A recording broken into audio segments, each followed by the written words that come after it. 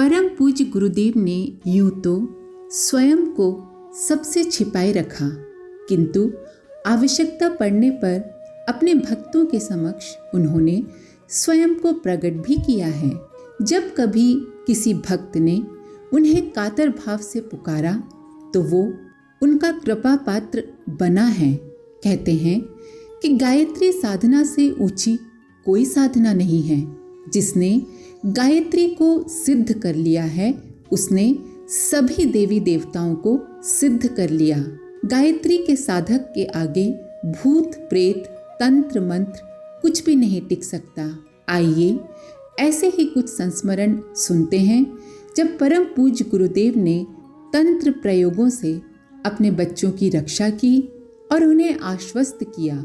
एक परिजन बताते हैं कि वे हरिद्वार में हर की पौड़ी क्षेत्र में रोज बुक स्टॉल लगाने जाते थे। जहां वे बुक स्टॉल लगाते थे वहीं एक साधु स्नान करने आता था। वो उन्हें कहता, यहाँ से दूर चले जाओ, यहाँ ये सब मत लगाओ। पर वे माने नहीं, वहीं बुक स्टॉल लगाते रहे। एक दिन उस साधु ने अंजलि में जल लेकर मंत्र पढ़कर उनके ऊपर 2 बार छोड़ा। तीसरी बार मंत्र पढ़कर जब वो छोड़ने जा रहा था तभी उसका पूरा शरीर गर्मी से जलने लगा। वो तड़प उठा और वहां से भाग खड़ा हुआ। अगले दिन जब वो परिजन गुरुजी को अपनी बात सुनाने जा रहे थे तो उनके कुछ कहने से पहले ही गुरुजी ने कहा, बेटा उनकी बात मान लेनी चाहिए थी। वो इतना सिद्ध तांत्रिक था कि वो तुम्हें जला सकता था। तब जाकर परिजन को ज्ञात हुआ कि पूज्य गुरुदेव ने ही उन्हें बचाया था। मेरी नंद की शादी थी। उन दिनों हम शांति कुंज में ही रहते थे। हम लोग शादी में आगरा गए। खूब धूमधाम से शादी संपन्न हो गई। जिस दिन नंद की विदाई हुई उस दिन मैंने बस थोड़ी सी मिठाई खाई थी। मुझसे कुछ ज़्यादा खाया ही नहीं गया। उसके बाद अचानक मेरी तबीयत बहुत खराब हो गई। मेरे पेट में भयंकर दर्द होने लगा। मुझे तुरंत अस्पताल ले जाया गया। दर्द का कारण समझ ही नहीं आ रहा था। मैं बेहोश जैसी हालत में पड़ी थी और दर्द से छटपटा रही थी कि मुझे ऐसा आभास हुआ जैसे वंदनीय माताजी मेरे सिर पर हाथ फिरा रही हैं। उन्होंने मुझसे पूछा, किसी से तेरा कोई झगड़ा हुआ है क्या? मैंने कहा, नहीं माताजी, ऐसी तो कोई बात नहीं। तब माताजी बोली, ठीक है बेटी, मैं देख लूँगी, तुझे कुछ नहीं होगा, तू अच्छी हो जाएगी। उसके बाद मेरी तबीयत में थोड़ा सुधार होने लगा। मुझे अस्पताल से वापस घर ले आए। हमें उसी दिन शांति कुंज लौटना था। मेरी तबीयत खराब होने के कारण मेरे पति मुझे घर पर ही छोड़कर स्वयं रात की बस से शांति कुंज चले गए। सुबह 6 बजे के लगभग वे शांति कुंज पहुँचे। पहुँचते ही परम पूज्य गुरुदेव के पास गए। जैसे ही उन्होंने गुरुजी को प्रणाम किया, गुरुजी ने पूछा, मुक्ति कहाँ है? उन्होंने बताया कि उसकी तबीयत थोड़ी बिगड़ गई थी, इसीलिए घर पर ही छोड़ आया हूँ। सुनते ही गुरुजी बहुत नाराजगी भरे स्वर में बोले, वहाँ किसके पास छोड़ आया? वहाँ कौन है? तुरंत जा और उसे लेकर आ। मर भी गई होगी तो तू उठा लाना, यहाँ हम उसे जिंदा कर लेंगे। भास्कर को गाड़ी निकालने को कह और तुरंत जा। मेरे पति की समझ में कुछ नहीं आया। उन्होंने कहा, गुरुजी अभी तो आया ही हूँ, चाय तो पी लूं। गुरुजी बोले, चाय तो रास्ते में पी लेना, तू मेरी लड़की को छोड़कर आया कैसे? तुरंत उसको लेकर आ।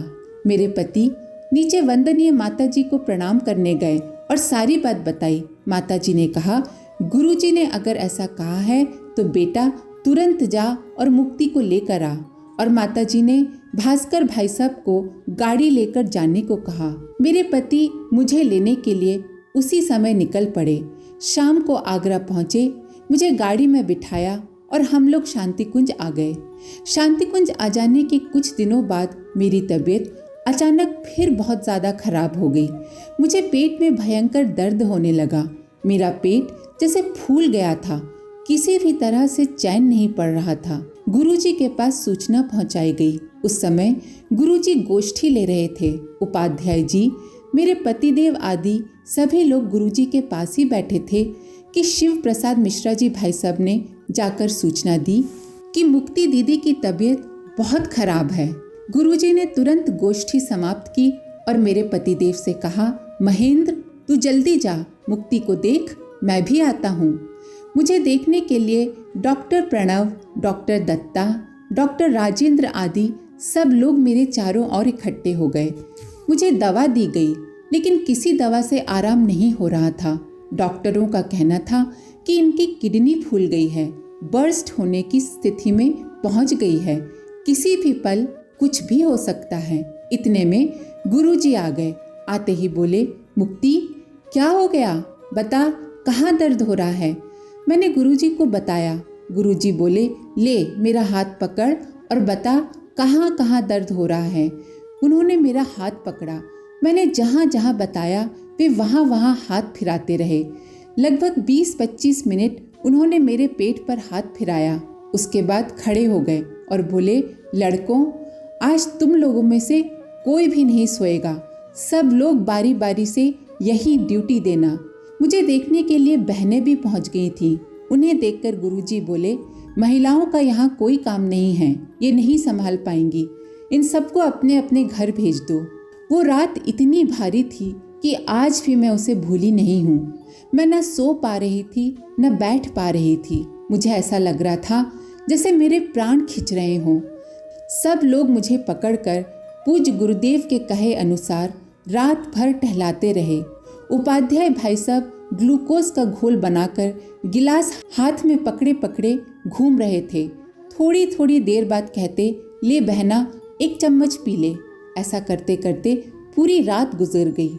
लगभग 4 बजे के करीब डॉक्टर प्रणव भाई साहब आए और बोले कि रात तो गुजर गई, अब इन्हें नींद का इंजेक्शन दे देते हैं तो इन्हें थोड़ी नींद आ जाएगी। मुझे नींद का इंजेक्शन दे दिया गया और थोड़ी ही देर में मुझे नींद आ गई। लगभग 8 बजे के करीब परम पूज्य गुरुदेव मुझे देखने आए। आते ही उन्होंने पूछा, मुक्ति अब कैसी है।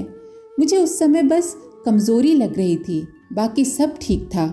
मैंने मुस्कुराकर कहा, ठीक हूँ गुरुजी। गुरुजी ने मजाक करते हुए कहा, रात को तो तू मर रही थी, अच्छा अब आराम कर, उठना नहीं, माताजी भी तुझे याद कर रही थी, अभी थोड़ी देर में वो आएंगी। मैंने कहा, गुरुजी माताजी को मत भेजिए, बस आप आ गए हैं ना, आप ही उन्हें मेरी कुशल क्षेम बता दीजिएगा। जब मेरे पति महेंद्र शर्मा जी परम वंदनीय माताजी को प्रणाम करने गए तो माताजी ने उनसे मेरी तबीयत पूछी और उन्हें बताया, बेटा आज रात भर हम लोग भी नहीं सोए।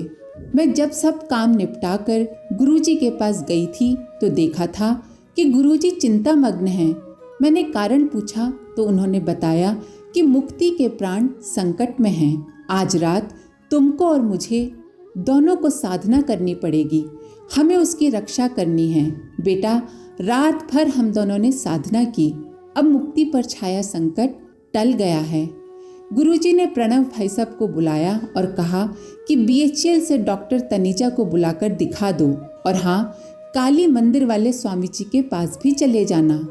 डॉक्टर तनीजा को बुलाया गया। उस समय शांति कुंज में 8 डॉक्टर थे।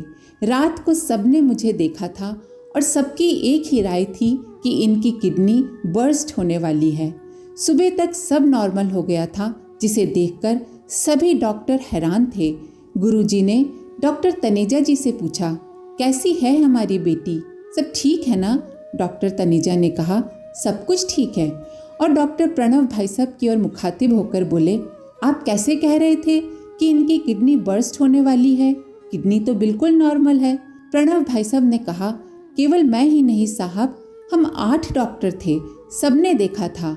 हाँ गुरुजी ज़रूर आए थे, उन्होंने ही कुछ चमत्कार किया होगा। उस दिन के बाद से मेरी तबीयत ठीक होने लगी। बाद में गुरुजी ने मुझे आगरा जाने के लिए बिल्कुल मना कर दिया। कहा कि तू आगरा नहीं जाएगी, तू यहीं रहेगी। हमें तो कुछ समझ में नहीं आया कि क्या हुआ था, पर लंबे अरसे के बाद पता चला कि मुझे खाने में कुछ दिया गया था और मेरे ऊपर मारण प्रयोग किया गया था। बताने वाले ने ये भी बताया कि आपके गुरु बहुत समर्थ हैं, अन्यथा प्रयोग इतना जबरदस्त था कि आपको कोई बचा नहीं सकता था। अगर आपको इस वीडियो से कुछ सीखने को मिला हो तो वीडियो को लाइक करें, अपने प्रियजनों के साथ शेयर करें और चैनल को सब्सक्राइब जरूर करें। माँ गायत्री की कृपा आप पर बनी रहे। हम फिर मिलेंगे अगले वीडियो के साथ। धन्यवाद। ओम शांति।